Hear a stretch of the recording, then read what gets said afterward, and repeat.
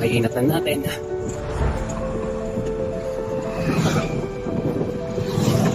Barangay Bambang Binangbang, Bagong Bayan, Bulacan. So ika nga nila, no, pag nakita mo daw dito sa bayan ng Bulacan yung mga malalaking spear na nakarga sa mga tricycle dito, ikaw daw ay nasa Bulacan na. Kaya pag nakita mo yung mga stainless mga tricycle,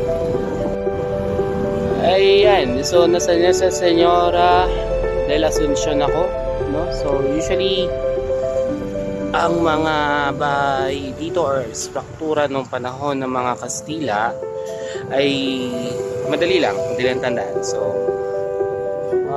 halimbawa nitong simbahan na to, ang katapat nito ay ang pamahalang bayan ng Bulacan, ng Bagong Bulacan, ng Bagong Bayan Bulacan. So usually ganito ang struktura ng mga sinaunang lungsod ng unang panahon.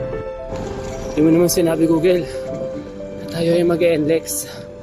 Okay, giginto. Kaya nagiginto. Bayan ng Malolos. Ano siya?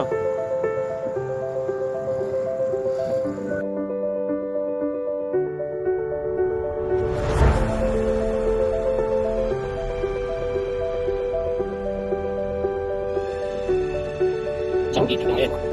Hindi natin mapasabay. Pwede. Meron pa tayong fire next time. May goto, smoothies, barbecue, Boso, dahil isan, may bike. Magus din. Tayo magus mo mamaya.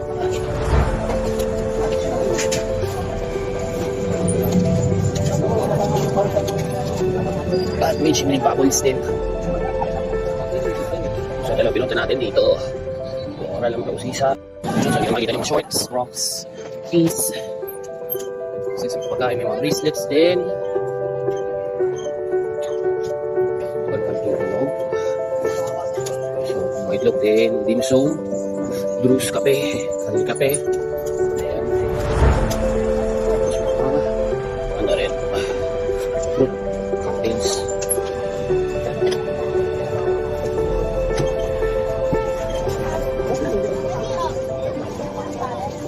Mga pares. Magkano sa ganyan natin? 80 pesos, 100, 250, tapos isang Ano to? awan yun. Ah, hindi ko. Wala kang bukid. Dito nga. Makakabot ba ng Valenzuela? Sungkol. Pag. Magkano yan? 80?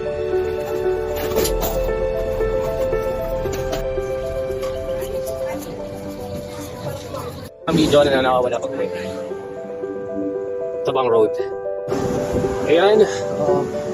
Giginto. Okay. Giginto Church. Ano? Katapatan niya may sa church. Chapel naman.